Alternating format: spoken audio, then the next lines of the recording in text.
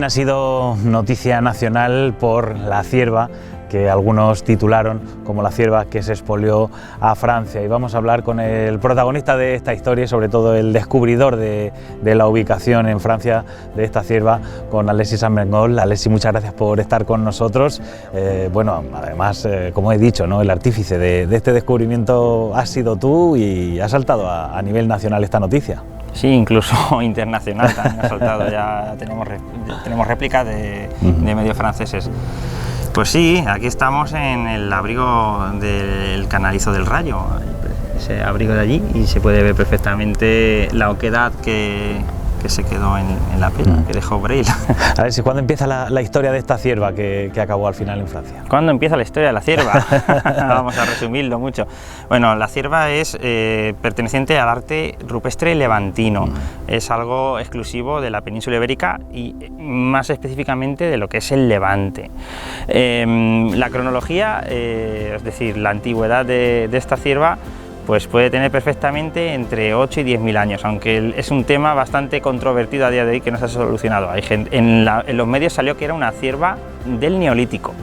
Nosotros pensamos que es anterior, es post-paleolítica, en ese momento de transición entre paleolítico y neolítico, lo que es el epipaleolítico o mesolítico. Pero vamos, perfectamente, para que nos hagamos una idea, para que el espectador se haga una idea, va a tener como mucho unos 8 o 10.000 años y como poco unos 6.000. Pues vamos a acercarnos un poquito más y continuamos hablando, ¿vale? Vamos.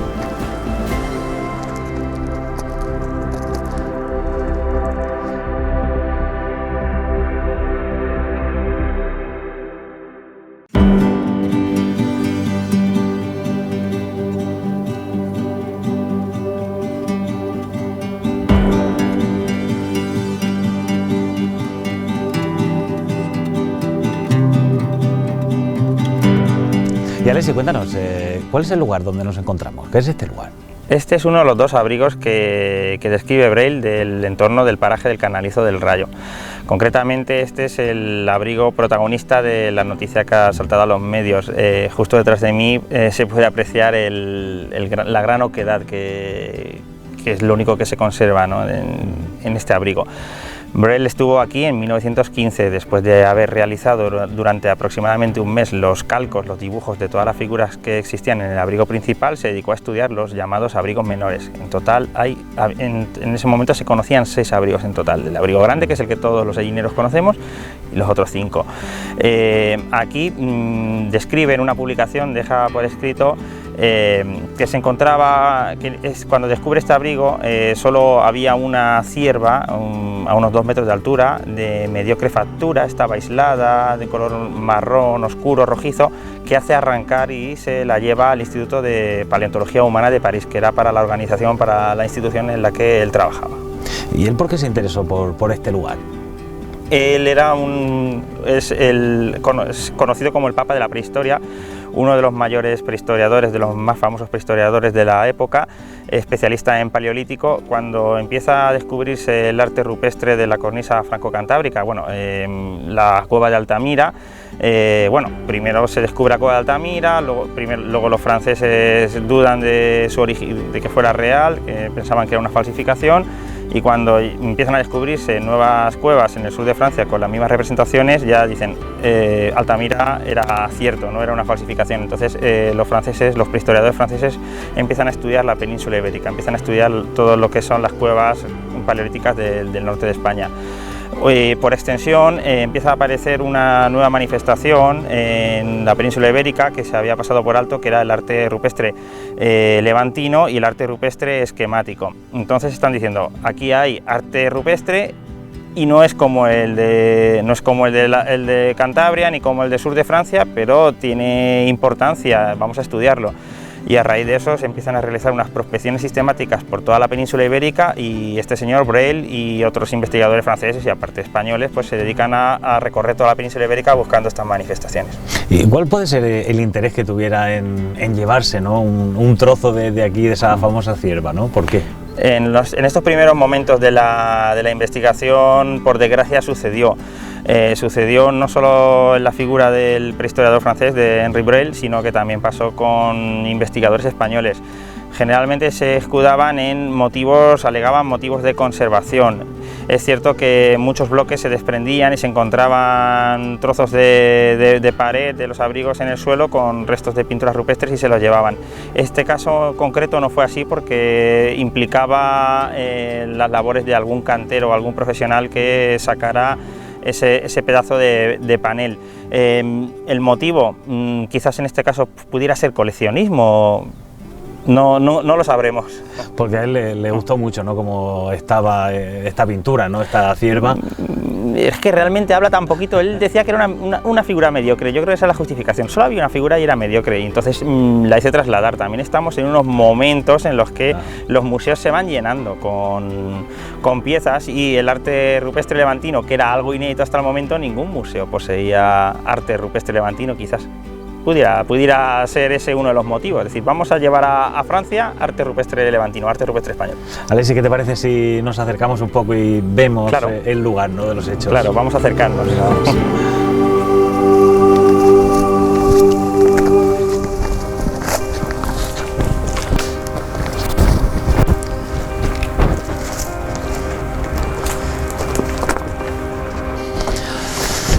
Bueno, Alexis, aquí lo vemos más de cerca, ¿no? Háblanos un poco, ¿qué es lo que vemos, ¿no? Porque esta no nos cabe la duda de que fue intencionado, ¿no? Es decir, si ese escrito del año 1928 ya implicaba, ¿no?, para los que leyeron ese artículo, es decir, aquí Braille hizo algo, pues bueno, aquí está el hecho tangible, ¿no? Él decía una cierva a 2 metros de altura, aislada. Está claro que él requirió los servicios de algún tipo de cantero, porque vamos, es una oquedad bastante grande, y entiendo pues que se aseguraría de hacerla bastante más grande para que no se estropeara la figura a la hora de sacarla. Este tipo de roca, la roca de aquí es una roca sedimentaria, se llama biocalcarenita, y se digrega, y es muy endeble, se digrega muy fácilmente.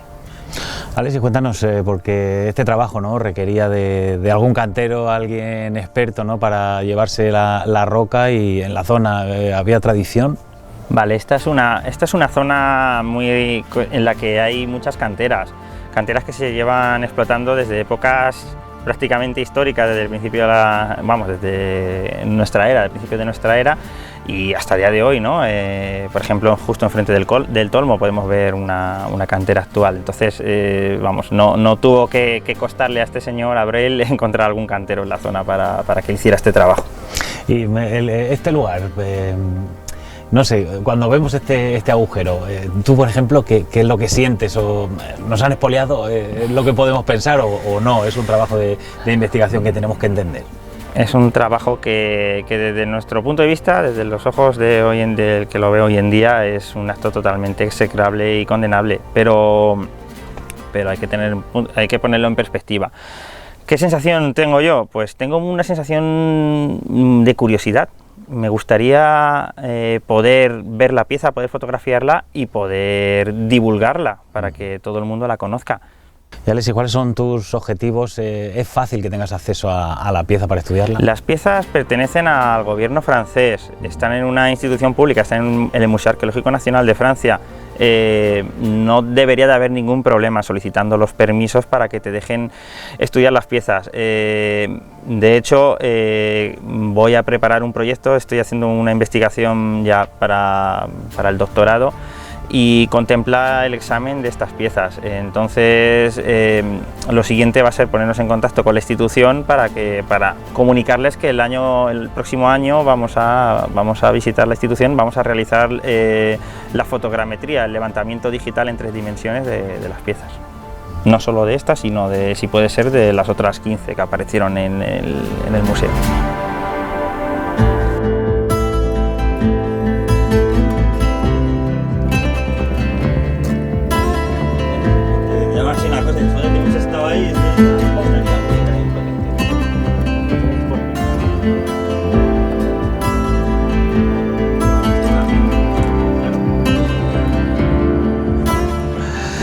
Bueno, Alexis, cuéntame, ¿cómo te metes tú en este lío, ¿no? Que al fin y al cabo casi es un conflicto internacional? Cuéntame. Yo, estaba realizando un trabajo bueno, ya lo estaba porque ya lo he terminado, pero bueno, es la primera parte, ahora viene el doctorado, que es bastante más duro. Estaba realizando un trabajo de investigación sobre la historia de la investigación en Minatea, la historia de la investigación del arte rupestre en Egin. Y bueno, pues esto ha sido uno de los hilos, ¿no?, que he seguido y ha dado con esos resultados. Claro que no sabes que va a tener este tipo de repercusión, y si lo hubiera sabido, pues lo mismo me hubiera esperado un poquitín más, que hubiéramos visto las piezas, que se hubieran estudiado y luego soltar la bomba. Bueno, hablo de bomba porque para mí es una alegría muy importante poder sacar a la luz estos hechos, pero vamos, que no me lo esperaba ni de lejos. Y bueno, esta investigación además es también muy accidentada, porque realmente iba a ser una investigación que requería mucha experimentalidad, recursos humanos, permisos, y con el tema del coronavirus pues prácticamente tuvimos que hacerlo todo teletrabajo. Esto fue realmente teletrabajo, fue investigar, cambiar el objeto de la investigación a algo que pudiera hacerlo desde casa, leer, pedir libros en librerías de viejo, pedir información, correos electrónicos y todo desde casa, prácticamente todo. ¿Y cuál es el accidente, cuál es la clave que te da ubicar esta cierva, esta pieza en Francia? Estaba claro, había un escrito. Braille lo dijo, que se la llevó, y lo dijo de su puño y letra. Está la herida en la roca, ¿no?, que hemos estado viendo. Siguiendo un poquitín a biógrafos de Braille, libros, artículos que hacían referencia a su vejez, a su senectud, vimos que su legado, su herencia, fue pasando por varias manos. Por un editor que tenía sus derechos, por una discípula que también era arqueóloga, que se encargó de su biografía y de su patrimonio, y siguiendo ese legado, esa herencia, pues vimos que al final acabó en el gobierno francés, se repartió entre varias instituciones, el Museo Natural de Ciencias Naturales y el Arqueológico Nacional de París. Igual que en España tenemos catálogos en línea del patrimonio, de las colecciones museográficas del gobierno español, pues también en el gobierno francés tienen lo mismo, utilizando diversos criterios de búsqueda avanzada por institución, por época, por términos, pues dimos con una cierva que procedía del barranco del Raego. Hay que recordar que esto es el canalizo del Rayo, blanco y en botella. La cierva del barranco del Raego era la cierva del canalizo del Rayo. Luego, ampliando un poquitín los criterios de búsqueda, viendo esa colección de qué piezas se componía, pues vimos que era parte de una colección de arte rupestre donada, procedente de los fondos de Braille, de 16 piezas en total. Alexis, ¿podemos ir a algún sitio y ver algo parecido, ¿no?, a la cierva del barranco del Rayo? Vamos a ver algo así. Pues venga, vamos.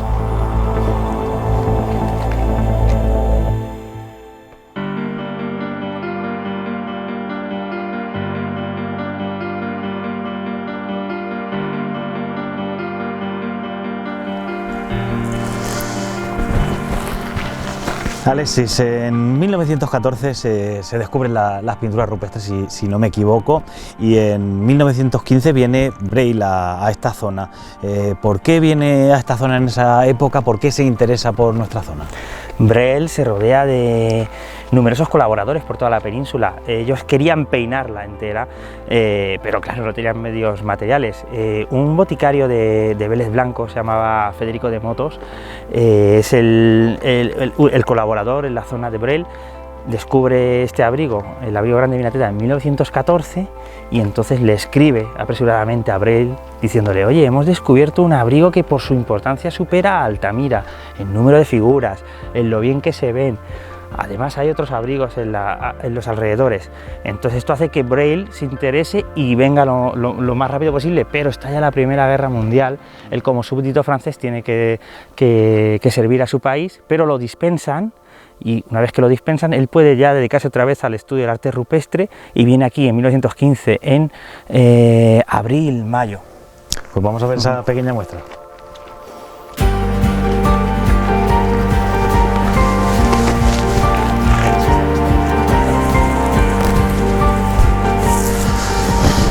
Para que nos hagamos una pequeña idea, nos hemos venido a otro lugar, otro de los abrigos que conforman pues todo este conjunto, ¿no?, de pintura rupestre, de arte levantino. Alexis, ¿qué nos encontramos aquí? ¿Qué podemos ver para hacernos una idea, ¿no?, de cómo era esa cierva? Bueno, este es otro de los abrigos del Canalizo del Rayo. Brill estuvo aquí en 1915 y luego posteriormente en 1932 haciendo los calcos que publicó en un gran compendio que salió en el año 1934. Aquí vemos restos pictóricos. Por ejemplo, tenemos una escena en la que se ven estas figuras que se interpretan como antropomorfos, como figuras humanas. No son levantinas, son esquemáticas, pertenecen a un momento posterior. Aquí, por ejemplo, debajo están los restos de dos ciervas naturalistas, dos ciervos naturalistas. Aquí se ve una cabecita con el morro y las dos orejitas, y justo encima una figura de mayor tamaño. Estas serían sus patas delanteras, pero está muy perdida. Por aquí iría la grupa y aquí estaría la cabeza. Estas que son más naturalistas, más realistas, serían contemporáneas a la pieza que se llevó Henri Brill, que son del arte del periodo del estilo levantino, esquemático y levantino. Y luego aparte pues quedan más restos pictóricos que obviamente pues se ven un poquitín mal por el paso del tiempo, la propia degradación natural de la roca, estas coladas. Alexis, háblanos un poco de ti, de cómo te empezaste a interesar por la historia, la arqueología. Por las raíces, ¿no? Mi familia es de aquí de Ellín, yo no nací en Ellín, pero bueno, me he criado toda la vida en Ellín, y entonces mi padre de pequeño me llevaba al Tolmo, me llevaba las pinturas rupestres, este abrigo que no conoce mucha gente también me traía de pequeño. Pues eso hizo que me interesara por el tema del patrimonio, bueno, más que por el patrimonio, por las cosas antiguas que habían en la zona. Luego ya me especialicé estudiando Historia del Arte en la Universidad de Castilla-La Mancha. Empecé a colaborar con un equipo de la Universidad Nacional de Educación a Distancia, que eran también historiadores del arte y arqueólogos, para estudiar todo el arte rupestre. Luego pasé a la cultura material, a los yacimientos, estudiar los yacimientos, que es decir, para resolver el tema de la cronología, estudiar los yacimientos paralelos a las manifestaciones de arte rupestre. Y por último me especialicé con un máster en prehistoria y arqueología que terminé recientemente, y no es el último paso, puesto que ahora continúo con el doctorado.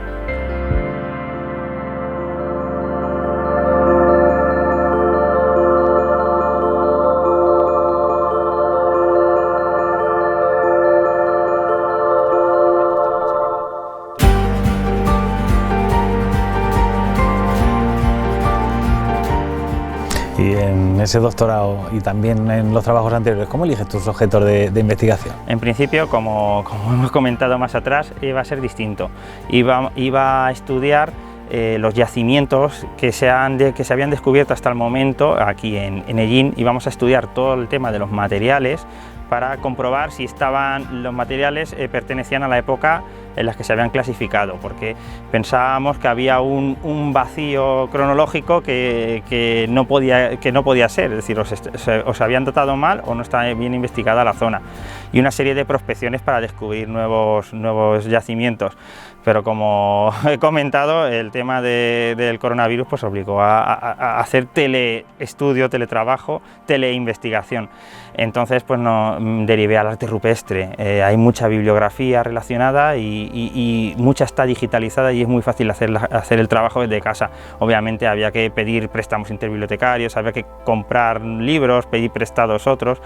El arte rupestre, pues por el hecho que te he comentado, es decir, he dejado un poquitín ya de lado el tema material y me vuelvo otra vez al tema artístico.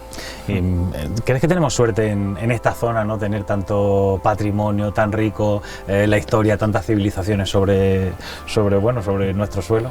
Tenemos mucha suerte, tenemos 9 abrigos con arte rupestre en nuestro término municipal. Es un número bastante elevado. Sí que es cierto que el conocido es el abrigo grande de Minateda, que además es de los más representativos de la península ibérica y un yacimiento clásico, como lo llaman los prehistoriadores.